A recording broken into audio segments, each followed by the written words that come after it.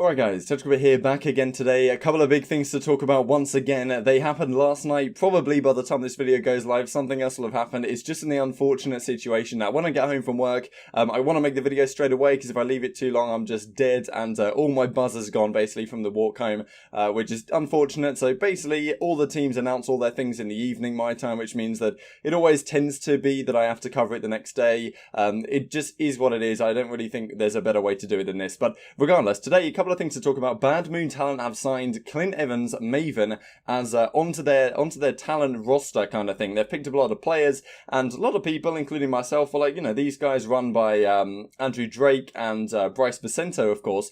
Looking at this organization, like, you know, to what degree do they give return on investment to the individuals that do sign up? But the fact that Maven's gone with them really sets a big precedent. Of course, Esports Broadcaster of the Year last year, so that's a pretty big deal. We'll see how that goes moving forward. Interesting, of course, that talent would sign to a situation like this. I guess it gives them more backbone when trying to fight for different things, because Maven's talked about before on Eavesdrop that he's come to MLG before having had offers from elsewhere, saying like, you know, I've got this really good offer, because obviously Maven's hot prospect, right? Not hot prospect, fully isn't the right word to say it, but he's obviously a huge face in the industry. Other people would like him covering their game, and he's had offers from elsewhere, and he's gone to MLG and said, you know, can we sort something out here in terms of you know, in terms of that bread, right?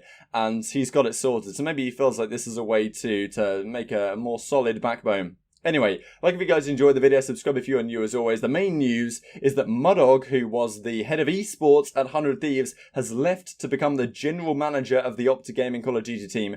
We'll have a look at that in a second. Really interesting stuff, and some very interesting responses we've had to it. Few other things to mention. Firstly here, ladies and gentlemen, we got him, says Kroenke CDL Intel, regarding Arcetes talking about his team. Now, someone comments saying, yo, when you guys scrim, so the team is supposed to be Arcetes, Gunless, Formal, Scump, and Envoy. He says, yo, when you guys scrim, like, you know, do you think you'll get more viewers? And Arcetes kind of takes that as a given, you know, a little bit of trickery. I'll play the clip. You think we'll have more viewers when you guys scrim foremost? I don't. Does it matter? When you when you guys scrim, what? You got me with that one. So a few announcements to be made. Interestingly here, usually through the off season, players that aren't going to get onto a pro team, they announce that they're going to be looking for 2 or looking for 1, whatever the case may be. Interestingly, this season, I don't even know if it works, because if you're a normal organization, like a low-tier amateur organization, can you even pick up a team and say you're going to get into the contenders? Interesting. I don't even know what's going to happen, to be honest, with the franchise situation. And this is Chaxter, Harry Payne, and Hawkeye, supposedly. And then Mork says the following. So potentially Intel here, Morks is rumored to be on the Florida team. Florida drivers are the worst, etc, etc. And Fire Inflammable mentions to me here, like, yo, Morks is talking about Florida. He's rumored on the Florida team. Is this not indicative? Definitely possible. This from Damon Carmabalo, just recently, within the last 40 minutes or so, changed my no more OpTic. He's rumoured to be going to the Seattle team, and crazy stuff, really. This is truly the end of an era. Karma's been on this team since the Advanced Warfare days. Very long time, and OpTic is out of his bio, so it's just Damon Karma at this point. Really crazy. End of an era for sure. So this as well, thanks to my man Atomic Cod for reaching out to me about this on Twitter. He DM'd me it. If you guys want to DM me stuff, my Twitter link is down in the description box below. Feel free to follow me if you want. But also, if you want to DM me some interesting information or anything you see across Twitter, at me and mention it, just so I'm aware, then feel free to do that. Atomic Cod did for this tweet that comes out from Sky Cloudsy here.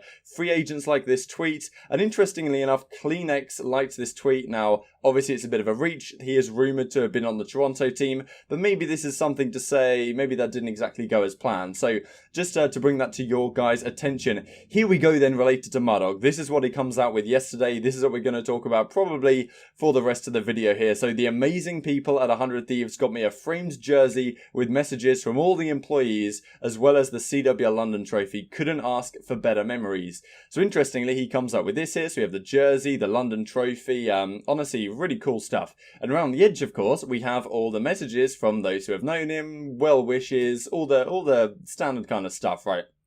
Now, intriguingly, people did a little bit of detective work and zoomed in heavily on these, and I don't know what the hell camera MUDDAWG was using, but this is some high quality stuff, because if you zoom in, we get, enhance, effectively, the best Fortnite duo to ever do it, etc, from Anna, whoever, Oak Boys, talking the talk, whatever. I'm excited to see what you do at OpTic. Now, as soon as this came out, people were thinking, yo, like, this is pretty much confirmation. I thought it would be quite funny if this was a deliberate overlook. I'm not sure whether this was intentional or whether it wasn't, because he was announced on OpTic Gaming just a couple of hours later. So it kind of means that, if it was a few days later and they hadn't got an announcement ready, then it would have been a real blunder. But as it turns out, because it was only a couple of hours later, maybe this was to some degree intentional and a little bit of a game that MUDDAWG was playing. Let's zoom out of that real quick. This is a screenshot I took. I'm beyond excited to see what you'll accomplish for OpTic. So, very similar thing. It very much showed that he's going to be moving to OpTic, and this is the final quote he does. So this past year has been one of the best I could have asked for. I've made friends for life and memories I will never forget. When I first joined the company, my goal was to help bring Nature the championship trophy, and I'm so grateful the Call of Duty team was able to accomplish that for him. To the players across all of our games, thank you for letting me be a part of something special. So, look, the interesting part of it is that he's decided to leave 100 Thieves, which is probably the hottest brand in esports right now. To some degree, it's even transcended esports, and the fashion brand and all of this stuff is crazy hot with OpTic, with 100 Thieves. Whereas with OpTic, on the other hand, not so much the case. It's pretty much the opposite story. Now, I understand what he's going for here. Going to OpTic, we'll show you the announcement video in just a second here. Of course, firstly, he has absolutely secured the bag, as you can see right here. P.S. Congrats on securing the bag, which, if you guys aren't aware of what that means, basically, he has pocketed an incredible amount of change. We know that 100 Thieves were not able to secure a spot in the franchise league, and part of that was because they didn't have the money to do so. They don't have the financial resources, being only a couple of years old, to commit $25 million to a franchise spot. Immortals, OpTic Gaming, they can, and I'm sure a large part of the reason why MUDDAWG has wanted to go to this OpTic Los Angeles team and the Immortals squad is so he can still be involved in Call of Duty. But if you think about it, moving from head of esports at 100 Thieves into general manager of Call of Duty at OpTic Gaming, it's not so clear that that's a step up in any way. It may be a step up in terms of the financials, there's no doubting that. But is it a step up in terms of long-term career prospects? Interesting to say. But at the same time, if MUDDAWG is obviously most proficient in Call of Duty, maybe it doesn't make sense for him to stay as head of esports at 100 Thieves when he can't operate within Call of Duty. And I guess on that basis, the decision, I think, is definitely an intelligent one. But it's not the one that the fans are necessarily particularly happy about. Let's have a look at this then. So, a message to the Greenwall. Now, this was the most controversial part of this, probably, is that this video that MUDDAWG comes out with here, he really talks about, he begins it with, "Hi, Greenwall." Hi, Greenwall. My name's Eric, and I'm excited to let you all know that I'm going to be the GM of the new OpTic Gaming Call of Duty team. Now, as far as a lot of OpTic fans are aware, and as concerned, I mean, and I'm sure a lot of you guys watching, the prevailing wisdom is that because Hector and rumoured to be Scump and Formal and these other guys, and also some guys that were on the OpTic CSGO team back in the day and the OpTic Gears of War team, have all moved over to NRG and are now part of that Chicago team for the Call of Duty for the upcoming season. That is where the green wall has kind of gone. I think overnight, OpTic lost a huge proportion of their fans, and NRG soaked all of those fans up. So, of course, the question is, when MUDDAWG comes out here and says, "Hi, Greenwall," and I'll link the video down below, it kind of does seem a little bit of an attempt from OpTic in terms of their branding to try and keep those fans, those Greenwall fans that maybe aren't so sure where they want to go, on board, which maybe isn't the best way to do it, but maybe it's the only thing they really have an option to do.